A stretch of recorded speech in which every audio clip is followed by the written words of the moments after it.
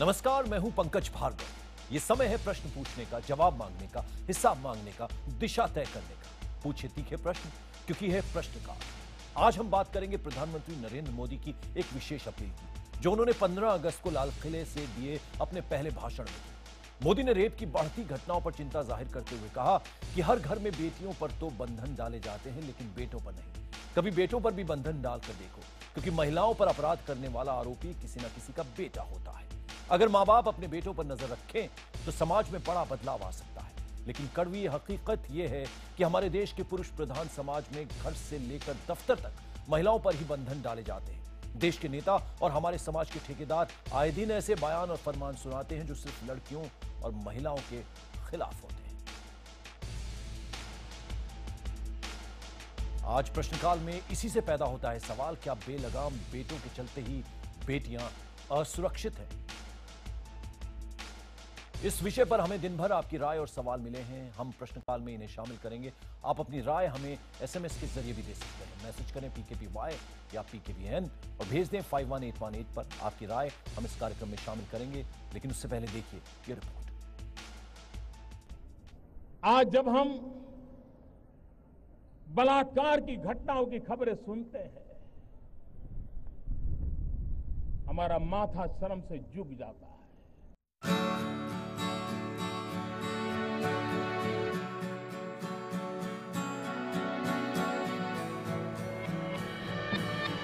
बेटी 10 साल की होती है, 12 साल की होती है, माँ और बाप चौकन्ने रहते, हर बार पूछते हैं कहां जा रही है, कब आओगी, पहुंचने के बाद फोन करना। बेटी को तो सैकड़ों सवाल माँ बाप पूछते हैं, लेकिन क्या कभी माँ बाप ने अपने बेटे को पूछने की हिम्मत की है? कहां जा रहे हो, क्यों जा रहे हो, कौन दोस्त है? आखिर बलात्कार करने वाला किसी का बेटा तो है।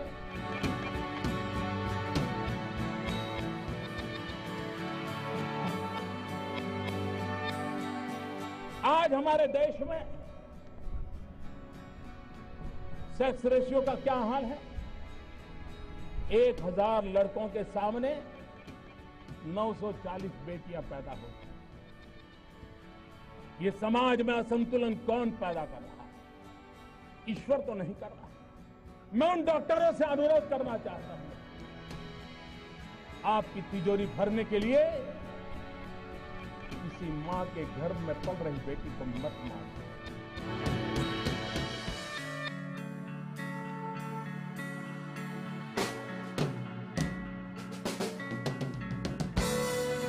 एक काम तो मैं आज ही शुरू करना चाहता हूं, और वो है हिंदुस्तान की सभी स्कूलों में टॉयलेट हो, बच्चियों के लिए अलग टॉयलेट हो,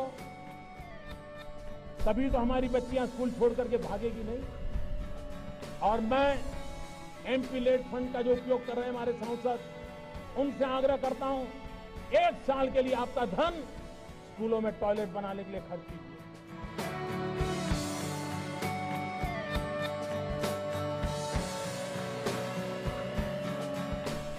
बेचारी गांव की मां बहनें अंधेरे का इंतजार करती हैं।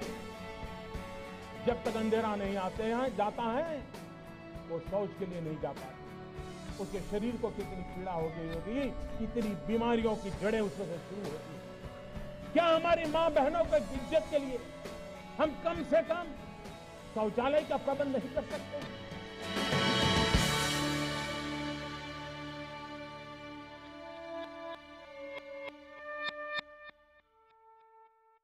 तो प्रश्नकाल में मेरे और आपके सवालों का जवाब देने के लिए हमारे साथ कुछ खास मेहमान जुड़ रहे हैं। दिल्ली से हमारे साथ हैं सेंटर फॉर सोशल रिसर्च की डायरेक्टर रंजना कुमारी, गुड़गांव से हमारे साथ हैं झाड़सा खाप पंचायत के अध्यक्ष चौधरी श्याम सिंह, त्रिवेंद्रम से हमारे साथ जुड़े हैं सामाजिक कार्यकर्ता और सबरीमाला मंदिर के प्रवक्ता राहुल ईश्वर, मुंबई से हमारे साथ फिल्म अभिनेत्री श्रेया नारायण हैं और श्रीनगर से हमारे साथ जुड़ेंगी जानी मानी वकील गीता लुथरा। प्रश्नकाल में हम चर्चा शुरू करें इन सब खास मेहमानों से, उससे पहले दर्शकों की राय और सवाल ले लेते हैं। फेसबुक पर किरण श्रीवास्तव ने लिखा है कि मोदी ने जो मुद्दा उठाया है वो सबसे सही समय पर उठाया गया सबसे जरूरी मुद्दा है। वहीं IBNखबर.com पर सागर दत्त ने लिखा है कि समाज छेड़छाड़ और बलात्कार के लिए अक्सर लड़कियों को ही जिम्मेदार मानता है। पहली बार ऐसा हुआ है कि इतने बड़े मंच से लड़कों पर उंगली उठाई गई है। तो वहीं भोपाल से पत्रकार दीपक तिवारी ने अपनी राय दी है। सुनते हैं दीपक तिवारी क्या कहना चाहते हैं। ये माना जा रहा है कि लड़कों के कारण बेटियां असुरक्षित हैं। इसमें प्रश्न बेटों और बेटियों का नहीं है, प्रश्न ओवरऑल समाज का है। समाज में हमें इस तरह की बात फैलाना होगी कि लड़कियां कोई ऐसी छोटी मोटी चीज नहीं है कि कोई कुछ भी उनके लिए कर ले, और लड़कियों के लिए भी उतने ही ताकत से सामने आना चाहिए और इसमें पूरे समाज पर प्रश्न चिन्ह लगना चाहिए, केवल लड़कों पर नहीं। राहुल ईश्वर, सबसे पहले मैं आपको चर्चा में लाना चाहूंगा। जो बात कल प्रधानमंत्री ने लाल किले से कही है, क्या आप उससे इत्तेफाक रखते हैं? उन्होंने कहा कि बेटियों पर सैकड़ों किस्म के सवाल उठाए जाते हैं लेकिन बेटों से सवाल नहीं किए जाते। प्रधानमंत्री मोदी जी ने एक पैराडाइम शिफ्ट लाया है हमारे दृष्टिकोण में। लड़कियों और लड़कों से भी बात करना चाहिए, ऐसे नहीं कि लड़कियों से नहीं पूछना चाहिए और लड़कों से नहीं पूछना चाहिए, हमें उसको केयर करना चाहिए। भारत का परंपरा यही है कि हमें स्त्रियों को, लड़कियों को लड़कों से ज्यादा आदर दिया है। यत्र नार्यस्तु पूज्यन्ते रमन्ते तत्र देवता। और हमें ऑलवेज हम लड़कियों को ज्यादा आदर देता रहा है। सो इसलिए लड़कियों और लड़कों दोनों से प्रश्न पूछना चाहिए, दोनों को केयर होना चाहिए, दोनों को हमें सवाल पूछना चाहिए और दोनों को समाज में जो विषय फैल रहा है उसी को पर राहुल, सवाल लड़कों से पूछे कहां जाते हैं? सेक्स एजुकेशन चाहिए। राहुल, लड़कों से पर सवाल पूछता कौन है? वो कहां जा रहे हैं, कितने दोस्तों के साथ जा रहे हैं, किससे मिल रहे हैं, कहां लड़कों से सवाल पूछे जाते हैं? यही तो चिंता जताई है प्रधानमंत्री ने। इसीलिए जो बात मोदी जी ने कही है वो बहुत जरूरी है, बहुत इंपॉर्टेंट है, क्योंकि लड़कों से भी पूछना चाहिए, क्योंकि लड़कों को वैल्यू एजुकेशन पहला देना चाहिए लड़कियों के बात करने से पहले, क्योंकि लड़का ही और मेल लोग ही ऐसी तरह हरकत करते हैं। मैं सहमत हूं उसी के लिए, बस ये उसका अर्थ ये नहीं है कि हमें लड़कियों से नहीं पूछना चाहिए और लड़कियों को नहीं केयर करना चाहिए, हमें दोनों को केयर करना चाहिए, यही है हमारा भी।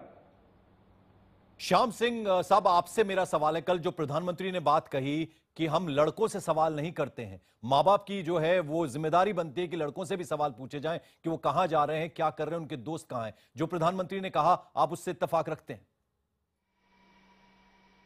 हाँ जी, ऐसा है कि हर माँ बाप ये चाहता है कि मेरे बच्चे हर तरह से ठीक हों। कोई नहीं चाहता माँ बाप कि मेरे बच्चे खराब हो, लड़का हो या लड़की हो। मगर उसके अंदर एक सवाल उठता है कि जो बच्चे माँ बाप की नहीं मानते वो बच्चे खराब होते हैं। अदरवाइज बच्चे पढ़ते भी हैं, सारे काम करते हैं, अफसर बनते हैं, लड़के लड़की भी, जो अपने आचरण में सही रहते हैं वो सारा काम ठीक रखते हैं। और माँ बाप जो है वो कोई नहीं चाहता कि मेरे बच्चे खराब हों। नहीं, जो बात प्रधानमंत्री ने कल कही है कि देश में जो बलात्कार जिस तरह से हो रहे हैं, नहीं लगता आपको कि कानून सख्त होगा, कानून अपना काम करेगा, लेकिन कहीं ना कहीं जो है वो माँ बाप की जिम्मेदारी होती है। लड़कियों से तमाम तरह के सवाल पूछे जाते हैं। खापों की भी अगर हम बात करें तो लड़कियां जीन्स ना पहने, मोबाइल पे बात ना करें, ऐसी कोई बंदिशें लड़कों के लिए तो नहीं है? ऐसा है जी कि कोई भी खाप का प्रतिनिधि है, हाँ, वो कभी भी कोई फरमान किसी के लिए नहीं सुनाता। ये जो काम होते हैं बलात्कार के, इनके ये माँ बाप की ही या भाई वो आवेश में आके उसका गलत फैसला लेते हैं। अदरवाइज जो खप्पे हैं हिंदुस्तान की, किसी खाप ने आज तक कोई फरमान जारी नहीं किया। अभी आपकी याद के लिए हम बता दें, मुजफ्फरनगर की एक खाप पंचायत थी, एक गांव की, उन्होंने बोला था कि लड़कियां जो हैं वो मोबाइल का इस्तेमाल ना करें और जीन्स पहन के वो ना जाएं वरना उनको कड़ी सजा मिलेगी। ये फरमान एक पंचायत की तरफ से ही जारी हुआ था। नहीं, ऐसा है जी, ये फरमान जारी किया है, ठीक है आपके बात, मगर थोड़ा सा अंकुश जब तक सरकार नहीं लगाएगी, हमारा 1955 का जो विवाह अधिनियम उसमें संशोधन नहीं करेगी सरकार, तब तक ये काम ऐसा ही होता रहेगा। अगर सख्त कानून बन जाए तो उसमें अंतर आएगा बात में।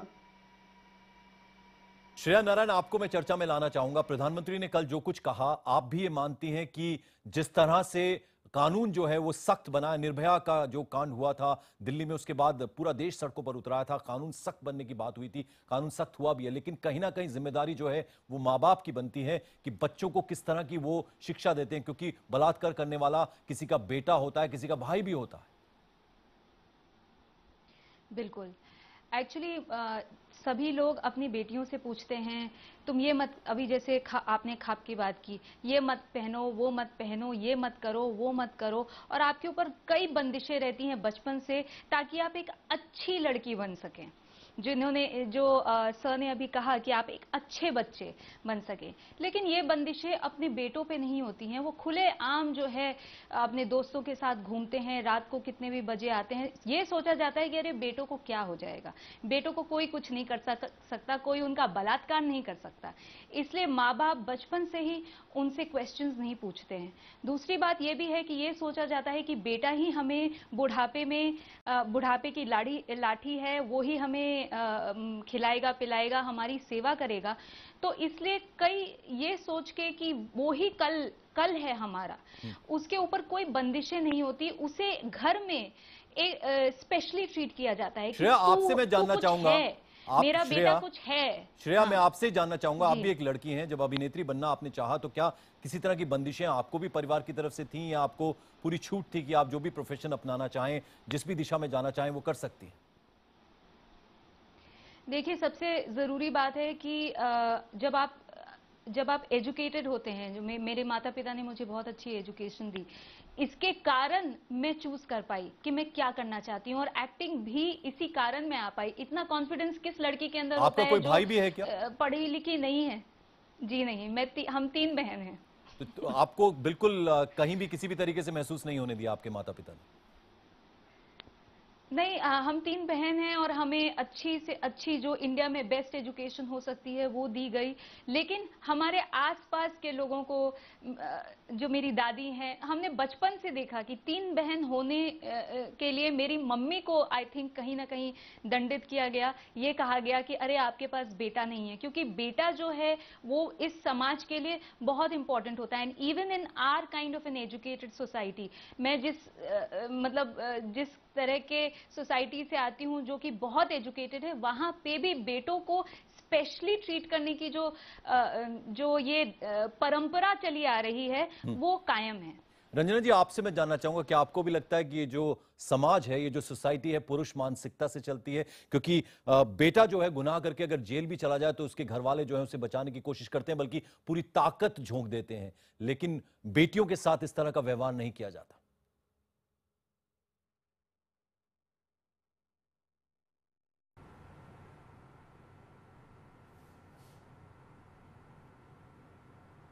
रंजना जी, मेरी आवाज मिल रही है आपको?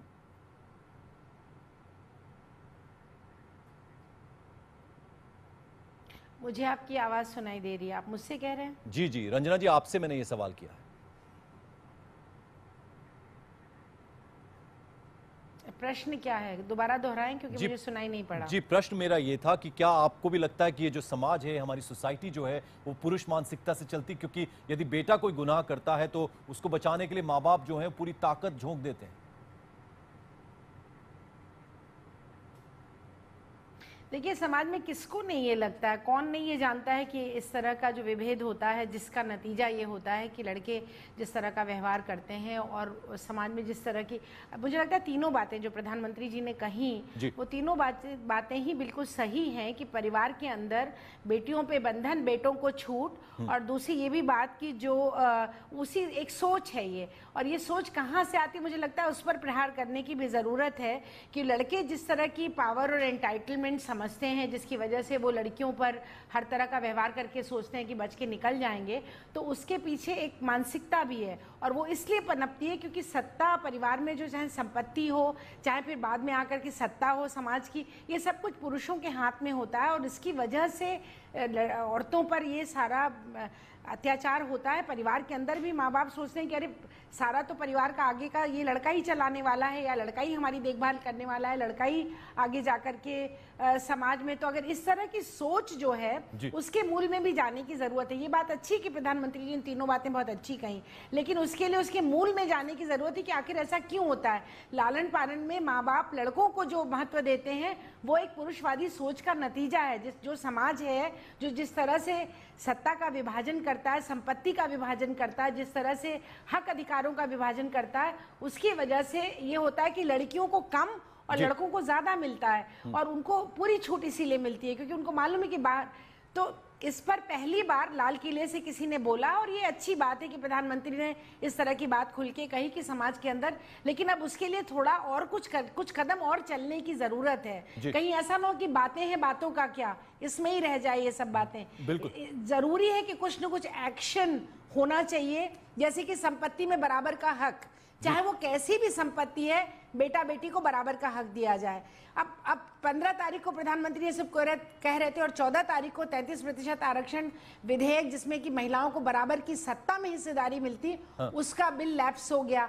तो ये सारी परिस्थितियों को देखते हुए ऐसे लगता है कि जो बातें कही बहुत अच्छी है, हम उसका स्वागत करते हैं, लेकिन जो महिलाओं को वास्तव में हक अधिकार देने के लिए प्रयास है, कानून है, योजनाएं हैं, उनको लाने की बहुत ज्यादा जरूरत है। बिल्कुल। कुछ और प्रश्न हमारे दर्शकों ने पूछने चाहे हैं। जयपुर से सुरेंद्र सिंह ने अपनी बात कही है, सुनते हैं सुरेंद्र का क्या कहना है। ये माना जा रहा है कि लड़कों के कारण बेटियां असुरक्षित हैं। इसमें प्रश्न बेटों और बेटियों का नहीं है, प्रश्न ओवरऑल समाज का है। समाज में हमें इस तरह की बात फैलाना होगी कि लड़कियां कोई ऐसी छोटी मोटी चीज नहीं है कि कोई कुछ भी उनके लिए कर ले, और लड़कियों के लिए भी उतने ही ताकत से सामने आना चाहिए, और इसमें पूरे समाज पर प्रश्न चिन्ह लगना चाहिए, केवल लड़कों पर नहीं। और जयपुर से छात्र हैं विजेंद्र सिंह, उन्होंने भी सवाल किया। आइए सुनते हैं विजेंद्र का क्या सवाल है।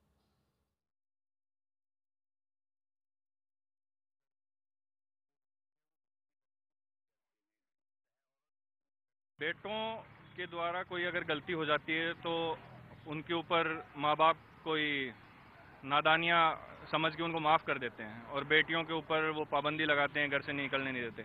मेरा सवाल सिर्फ इतना है कि बेटे अगर कोई गलती कर देते हैं तो उनको क्या सज़ा के पात्र नहीं है? उनको क्या सज़ा नहीं मिलनी चाहिए? उनको क्या पूछा जाना नहीं चाहिए कि आप कहाँ हो, क्या किया, क्यों किया?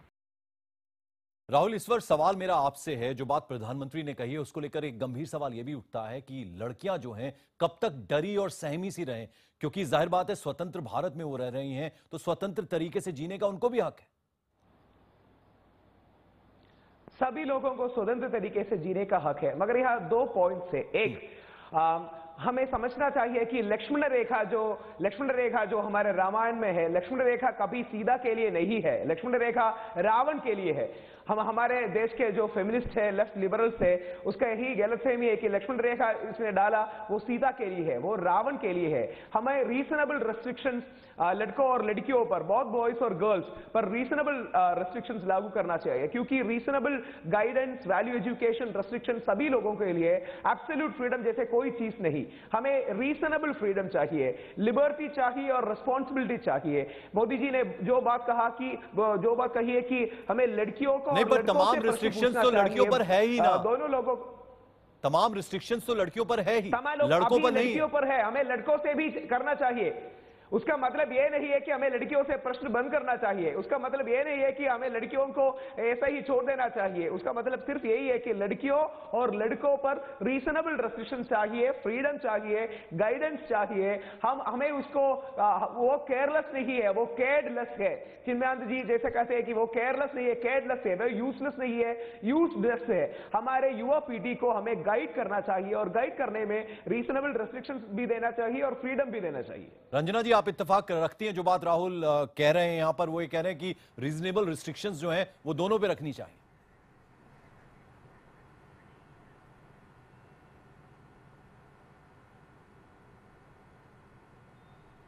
असल में आपकी आवाज कट जा रही है, तो मुझे पूरा प्रश्न सुनाई नहीं दे रहा है। पहले भी नहीं सुनाई दिया और अभी भी नहीं सुनाई दिया। राहुल ईश्वर हमारे साथ हैं, अगर आपको मेरी आवाज मिल रही है तो वो ये कह रहे हैं कि रीजनेबल रिस्ट्रिक्शंस जो हैं वो लड़के पे भी रखनी चाहिए, लड़कियों पे भी रखनी चाहिए। हाँ नहीं बिल्कुल, देखिए समाज में जो लड़का लड़का बनता है, लड़का बच्चा तो एक जैसा ही पैदा होता है, लेकिन आप उसको जिस तरह से गढ़ते हैं, जो उनका दिमाग गढ़ते हैं, उसकी वजह से लड़का लड़का और लड़की लड़की बन जाता है। लड़की को हर समय डरा के दबा के, और ये एक सोच है और एक सामाजिक व्यवस्था है जिसके तहत ये होता है। तो उस सोच और सामाजिक व्यवस्था पर भी प्रहार करने की जरूरत है कि लड़कियों को पूरी तरह से उस तरह की स्वतंत्रता भी मिले और साथ साथ में उस स्वतंत्रता के साथ उनको उस व्यवस्था में बराबर की हिस्सेदारी भी मिले। तो इक्वालिटी जो है, समाज जो बराबरी है, औरत और मर्द के बीच की गैर बराबरी है, वो तभी दूर होगी जबकि सोशलाइजेशन बदलेगा। मतलब ही कि अब लड़की को भी वही सारे हक अधिकार मिलेंगे जो लड़कों को मिल रहे हैं, तब जाके ये बदलेगा। और लड़कों को निश्चित तौर पर, मुझे लगता है बहुत अच्छी बात है कि अब ये बहस शुरू हो गई है कि आखिर समस्या का, जो खासतौर से बलात्कार के संदर्भ में ये बात प्रधानमंत्री ने कही, तो आखिर समस्या का कारण कौन है, समस्या उपज कहाँ से रही है, उस पर क्यों नहीं नियंत्रण लगाया जा रहा है। तो मेन एंड बॉयज की मानसिकता, और मुझे लगता है कहीं ना कहीं उनके दिमाग की री इंजीनियरिंग करने की जरूरत है, जिससे कि फिर वो ये सोचें कि हाँ, कोई महिला अगर सामने दिखाई पड़ती है तो हमारे ये हक नहीं कि हम उसके साथ जैसा मर्जी व्यवहार करें, और हम बच के नहीं निकल सकते हैं, दोनों चीजें। तो सामाजिक इंटरवेंशन और लीगल इंटरवेंशन दोनों की जरूरत है। श्रेया, आप जिस इंडस्ट्री में, दो सवाल मैं आपसे पूछना चाहूंगा। एक तो ये कि जो भेदभाव वाली बात है वो कितना आप महसूस कर रहे हैं जिस प्रोफेशन में आप हैं, और कहीं ना कहीं जिस इंडस्ट्री में आप हैं उसकी भी रिस्पॉन्सिबिलिटी बनती है, क्योंकि जागरूक करना, फिल्में देख के, टीवी सीरियल्स देखकर भी कहीं ना कहीं जो है वो एक तरह से एजुकेट करने का भी काम करते हैं, तो उनकी भी एक बहुत बड़ी रिस्पॉन्सिबिलिटी ऐसे में होती है। जी हाँ, हमारी फिल्म इंडस्ट्री में जो है लड़की और लड़कों में तो भेदभाव है। इट्स अ मैन्स वर्ल्ड, इतना तो हम जान रहे हैं। लेकिन क्योंकि आजकल लड़कियां कमा रही हैं, मेरे जैसी लड़की जो कमाती है, तो आज ये सवाल उठ रहे हैं क्योंकि लड़कियां इकोनॉमिकली इंडिपेंडेंट हो गई हैं। जब इकोनॉमिकली इंडिपेंडेंट हो गई है तो वो भी माँ बाप के बुढ़ापे का सहारा बन सकती हैं, और इसलिए माँ बाप इंटरेस्टेड। और ये देश जो है, जो 60 साल से स्वतंत्र है, पहली बार क्यों ये सब बातें कर रहा है? क्योंकि आज लड़कियां पैसे घर लेकर आ रही हैं। It's very simple, let's get down to the point. It's all about economic independence. जैसे जैसे लड़कियां घर और कमा कमा के ला पाएंगी, वैसे वैसे जो है ये समाज उनको ज्यादा ध्यान देगा, उनकी ज्यादा केयर करेगा। जहां तक हमारी इंडस्ट्री का सवाल है, it's all about entertainment entertainment entertainment. लेकिन उसके साथ अगर कुछ हम इंपॉर्टेंट बात कह दें तो ये अच्छा रहेगा। I think it is the job of the producers. I hope they are listening, because actors do not have a say in this. Another thing I want to point out, माँ जो है वो सबसे जरूरी कड़ी है इसमें। वो अपने बेटों को ईगो बूस्ट करती रहती है। वो कहती है तुम बेटे हो। जिस घर में माँ और बेटी और बेटा दोनों होते हैं, बार बार माँ अपने बेटे की ईगो बूस्ट करती है। बाप कहता है अरे ये तो मेरा लाल है, मेरा बेटा है। ये जब वो उसकी गलतियों पे पर्दा डालना, उस बेटी के बजाय उसे ज्यादा इंपॉर्टेंस देना, घर, sensibility, environment, that is the most important thing to talk about all this. कि अरे लड़कियों पे भी रिस्ट्रिक्शन होने चाहिए, लड़कों पे भी रिस्ट्रिक्शन होने चाहिए। क्या बकवास है ये? हम पारंपरिक वे में 50 साल से 60 साल से सोच रहे हैं, हम परंपरा फॉलो करते आ रहे हैं, और परंपरा ये है कि लड़की को दबाओ। आज की कॉल ये है कि आप अपने बेटों की जो ईगो बूस्ट करते रहते हैं और उन्हें स्पेशली ट्रीट करते हैं और अलग से ट्रीट करते हैं, उन्हें ये बताइए कि आप उन्हें अलग से ट्रीट नहीं करना, माँ बाप उन्हें अलग से ट्रीट ना करें। जो सुविधाएं वो अपने बेटों को देते हैं, वही सुविधाएं वो अपनी बेटी को दिए, वरना उन्हें बुढ़ापे में प्रॉब्लम हो जाएगा। क्योंकि आज बेटी जो है बुढ़ापे में बेटर सहारा है अपने माँ बाप की, रादर देन द बॉयज। बिल्कुल, और आज तक इतने बहुत सारे उदाहरण हैं जहां बेटियां जो हैं अपने बुजुर्ग माँ बाप की बहुत अच्छे से देखभाल कर रही हैं, और बेटे शायद 4-4 या 5-5 बेटे हैं तो वो अपने माँ बाप का उतना ख्याल नहीं रख ले। हमारे साथ श्याम सिंह भी एक ख्वाब का प्रतिनिधित्व करते हैं, उनसे हम जानना चाहेंगे कि किस तरह से जो ख्वाबें हैं वो बेटे जो हैं वो गलत दिशा में न जाएं, उसके लिए काम कर रही हैं। आप देख रहे हैं प्रश्नकाल, हमारे साथ खास मेहमान बने हुए हैं। आज हम बात कर रहे हैं मोदी के उस बयान की जिसमें उन्होंने कहा कि सिर्फ बेटियों से सवाल की बजाय बेटों पर क्यों नहीं बंधन डाले जाते, और इसी से जुड़ा हमने सवाल भी किया है कि क्या बेलगाम बेटों की वजह से बेटियां असुरक्षित हैं। इस सवाल पर हमें आपके सवाल और राय लगातार मिल रहे हैं। एक सवाल है IBNखबर.com पर सज्जन अग्रवाल ने लिखा है कि मोदी आदर्शवादी बातें कर रहे हैं जो कि व्यवहारिक रूप से संभव नहीं है। वहीं दिल्ली से कॉन्ट्रैक्टर हैं बाबर आलम, उन्होंने फोन करके अपनी बात कही है। बाबर आलम क्या कहना चाहते हैं, आइए सुनते हैं। लड़की जो होती है वो घर की लक्ष्मी मानी जाती है, चाहे औरत मेरे घर की सदस्य किसी भी रूप में हो, माँ हो, बहन हो, उसको हम लक्ष्मी मानते हैं। इसलिए लक्ष्मी को दूसरे को नहीं दिखाया जाता है। जैसे कि हम लक्ष्मी पैसे को मानते हैं, पैसे खुले जगह पे नहीं रख सकते हैं, खुलेआम जगह पे दूसरे को दिखा के नहीं रख सकते। उस हिसाब से लड़की को हमने छिपा के रखना चाहते हैं। और पटना से रवि कुमार ने फोन करके अपनी बात कही है। रवि का क्या कहना है, आइए वो भी सुनते हैं। सबसे पहले पुत्र मुंह छोड़ना पड़ेगा, क्योंकि ये सामाजिक बुराइयां हैं। पुत्र मुंह छोड़िए, पुत्री मुंह कीजिए। समाज की सारी परेशानियों का जड़ यही है। ट्विटर पर देवेंद्र गोयल ने लिखा है कि यह समस्या कानून व्यवस्था की है, लेकिन सरकार अपनी जिम्मेदारी परिवारों पर डालती दिख रही है। हमारे साथ खास मेहमान बने हुए हैं। गीता लुथरा, अब मैं आपके पास आना चाहूंगा। आपसे मेरा सवाल यह है कि हमारे देश में बेटियां जो हैं मजबूत हों, उसके लिए पुरुषों के ऊपर सख्त सजा का प्रावधान होना चाहिए। निर्भया के बाद कानून जो है सख्त हुआ है, क्या लगता है कि आपको कि वो काफी है या उससे और ज्यादा सख्ती की जरूरत है? देखिए, सख्ती की ज़रूरत आज की डेट में मुझे लगता नहीं है। जो कानून है ये बहुत ही अच्छा है और बहुत ही स्ट्रांग है। उल्टा इससे बैकलैश बहुत आ रहा है कि बहुत से झूठे मुकदमे हो रहे हैं। तो हमको सबसे इम्पोर्टेंट जो बात है, इन्वेस्टिगेशन हमारा सिस्टम ठीक होना चाहिए। तो मुझे दो इम्पोर्टेंट चीजें लगती हैं। कानून की जहां कमी थी वो मेरे ख्याल पूरी हो गई है, पर कानून अकेले में खाली किताबी कानून बन के तो कोई फायदा नहीं है। उस कानून को हमको इम्प्लीमेंट करना है, कोर्ट्स को इम्प्लीमेंट करना है। खाली फास्ट ट्रैक कोर्ट से फायदा नहीं होगा, क्योंकि मेरे को बताइए कि कौन सी कानून या कौन सी जो इंडियन पीनल कोड या कोई कौन सी क्रिमिनल ऑफेंस है जो ज्यादा गंभीर नहीं है। हर एक ना एक तरफ से अगर आर्थिक प्रिवेंशन ऑफ करप्शन एक्ट है तो वो गंभीर है, अगर स्त्रियों का ध्यान है तो वो गंभीर है। इसलिए हमको सबसे इम्पोर्टेंट बात है, हमारी जो इन्वेस्टिगेशन है वो इन्वेस्टिगेटिव मशीनरी हमको एक तो साइंटिफिक बनानी चाहिए, जो कि बहुत बार लोग कह रहे हैं और वो बहुत इम्पोर्टेंट है।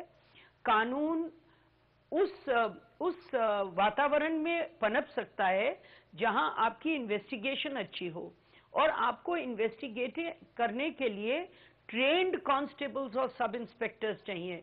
आपको ट्रेंड लोग चाहिए जो अच्छी तरह से पता लगा सकें, जैसे निर्भय में किया था। निर्भय को अगर आप हर केस में उसी तरह की इन्वेस्टिगेशन करोगे तब आपको अच्छे फल मिलेंगे। आप एक निर्भय को नहीं ले सकते जिसमें आपने साइंटिफिक टूल्स किए थे, डीएनए टेस्टिंग की थी, माउथ मैपिंग की थी, माउथ के जो मार्क्स किए थे, फिंगर नेल्स, फिंगर्स, ये सब जो डीएनए टेस्टिंग वगैरह जो की थी, उस तरह की अगर हम इन्वेस्टिगेशन करें, मुझे लगता है ये जरूरी है। कानून को सख्त बनाने से मुझे नहीं लग रहा कि आपको कोई फायदा होगा। आपके रेप के केसेस कम नहीं हुए होंगे कानून बदलने से। तो हमारा हिंदुस्तान का कानून आज की डेट में किसी भी देश के कानून से ज्यादा सख्त है। किसी डेवलप्ड कंट्री, किसी डेमोक्रेसी, किसी कॉमन लॉ कंट्री से ज्यादा सख्त कानून है। तो इसका मतलब कानून तो आ गया प्लेस में। श्याम सिंह साहब, आपसे मैं जानना चाहूंगा, आप खाप का प्रतिनिधित्व करते हैं, खाप की भी रिस्पॉन्सिबिलिटी है, उनकी भी जिम्मेदारी बनती है। लड़के जो हैं, बेटे जो हैं, गलत राहों पर ना जाएं, उसके लिए खापें जो हैं वो क्या करती हैं? ऐसा है जी, हर माँ बाप अपने बच्चे को सही रास्ते पर ले जाने की कोशिश करते हैं। फिर क्यों इस तरह की बलात्कार की घटनाएं हो रही हैं? खराब ऐसा है, ये जो बच्चे माँ बाप की नहीं मानते, जो बच्चे मक्कारी करते वही करते, ये परसेंटेज बहुत कम है। उसके क्या है, माँ बाप की नहीं मानते। अब आपका बच्चा आपकी ना माने, आप क्या करोगे? नहीं, तमाम जो फरमान है, बात का है श्याम सिंह साहब, जो तमाम फरमान है, अभी हमने मुजफ्फरनगर का एक आपको उदाहरण दिया था जहां कहा गया कि लड़कियों को मोबाइल रखना जो है वो मना है, लड़कियां जीन्स नहीं पहन सकती वरना कड़ी से कड़ी सजा मिलेंगी। ये तमाम जो कानून है वो लड़कियों के लिए है, लड़कों के लिए क्यों नहीं इस तरह के फरमान जारी होते? ऐसा आप ये भेदभाव तो खापे भी कर रही हैं। आगा नहीं, सुनिए आप सुनो तो सुनते नहीं। ऐसा है, एक मुजफ्फर की बात कर दी है, मुजफ्फरनगर की। आप हरियाणा के क्यों नहीं दिखाते? लड़का लड़की बराबर का हक होता है माँ बाप की जायदाद में। फिर ससुराल में जाती है, वहां भी उसको हक मिलता है। पंजाब हरियाणा में, ये इंडिया के अंदर सिर्फ 2 स्टेट ऐसी है जिनके यहाँ हक बराबर मिलता है बेटी को।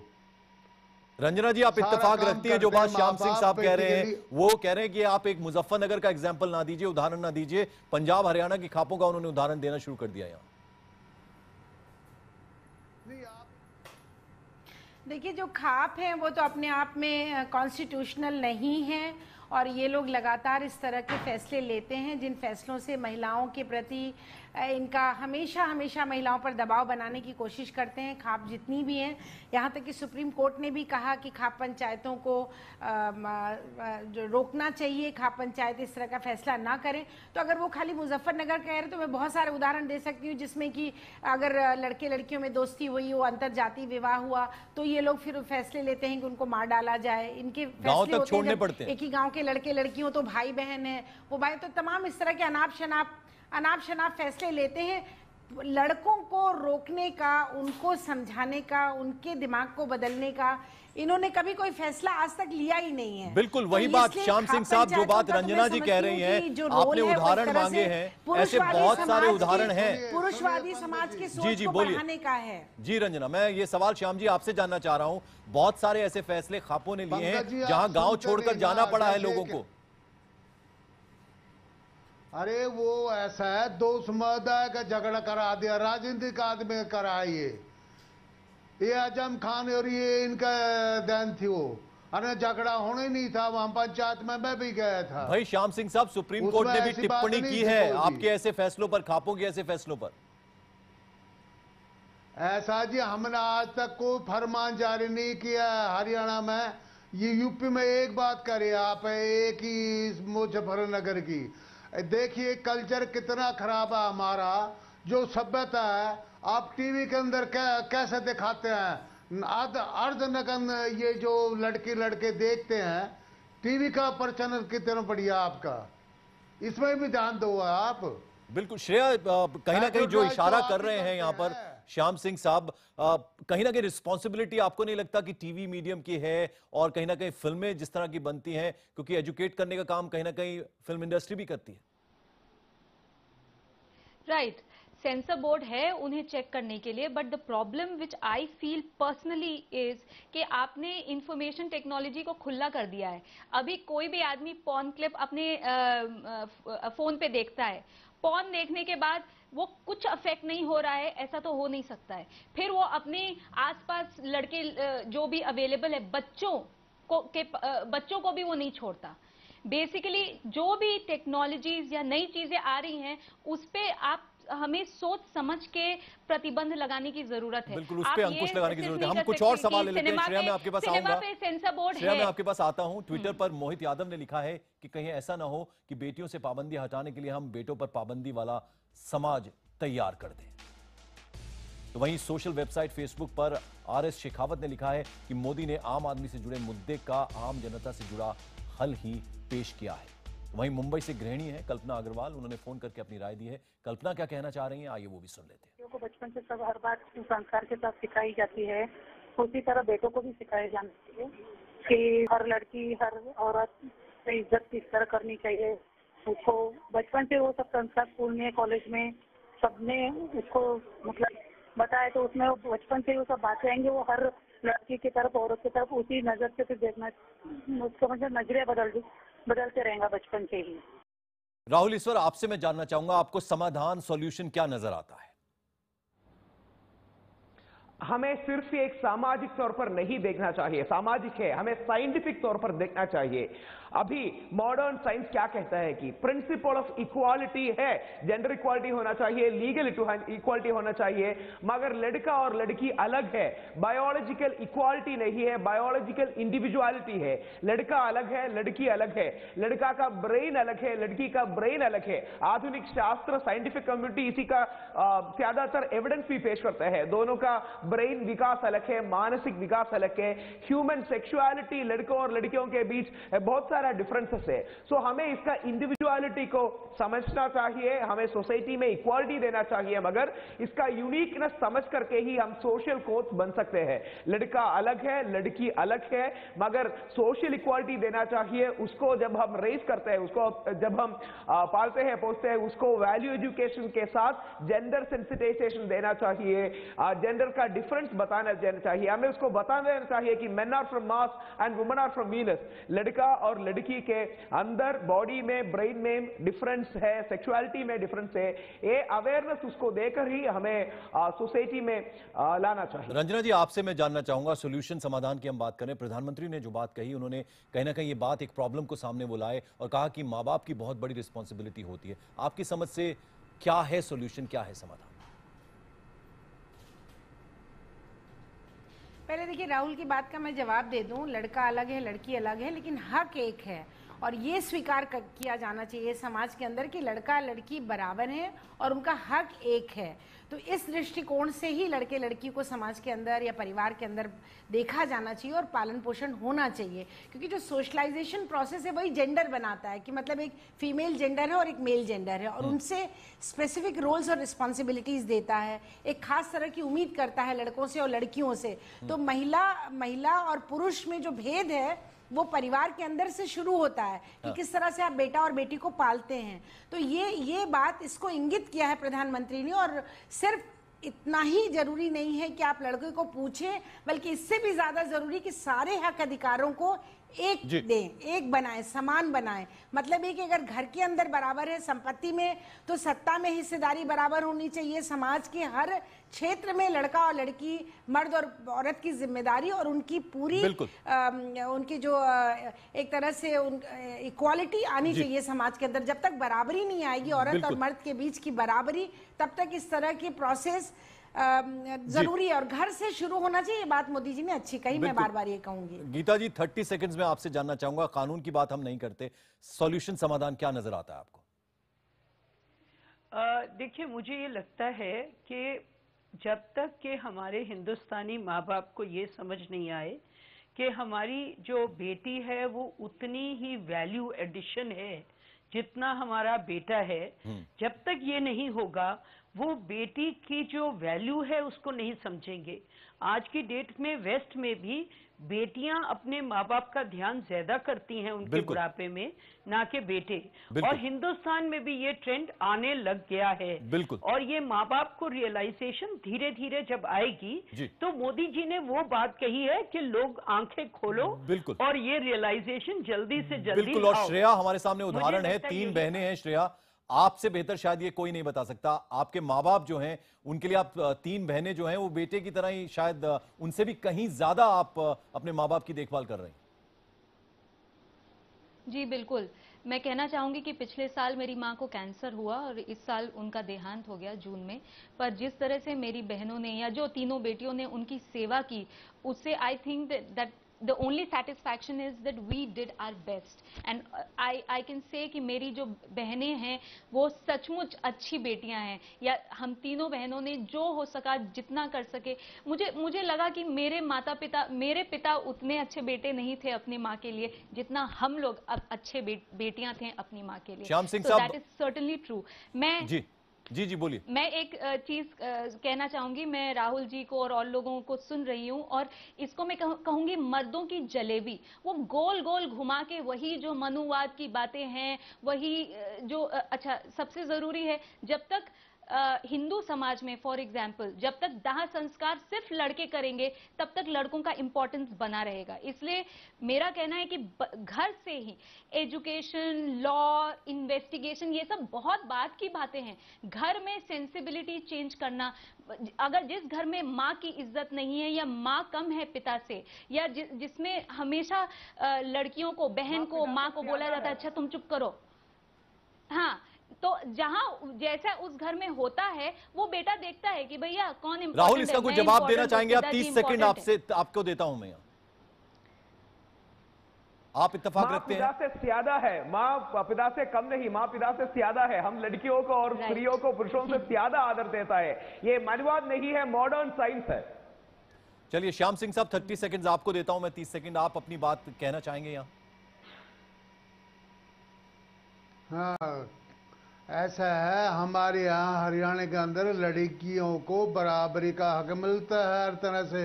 अब चौधरी सुरेंद्र था, उसकी जो फादर एक्सपायर हुआ है सुरुति का, पगड़ी पहनाई गई है उस लड़की को, बाकायदा समाज ने पगड़ी पहनाई है। हमारे यहाँ हरियाणा के अंदर लड़की लड़के का बराबर का दर्जा देते हैं, कोई भेदभाव नहीं होता है।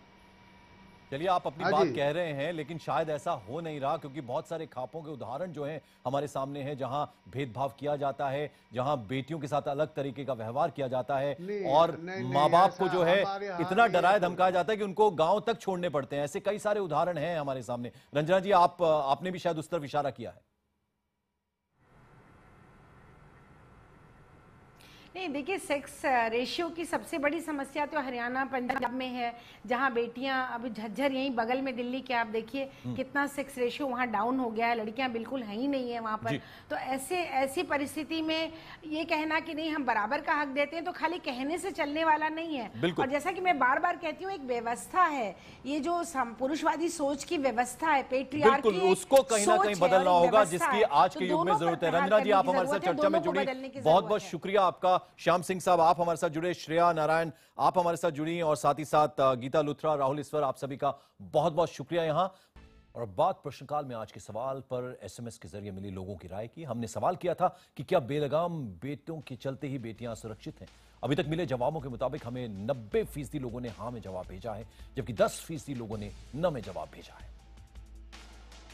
तो ये था आज का प्रश्नकाल। अब अगले हफ्ते सोमवार रात 8 बजे फिर से हाजिर होंगे कुछ तीखे प्रश्नों के साथ, जिनमें से सिर्फ एक प्रश्न हमारा होगा और बाकी सब आपके। नमस्कार।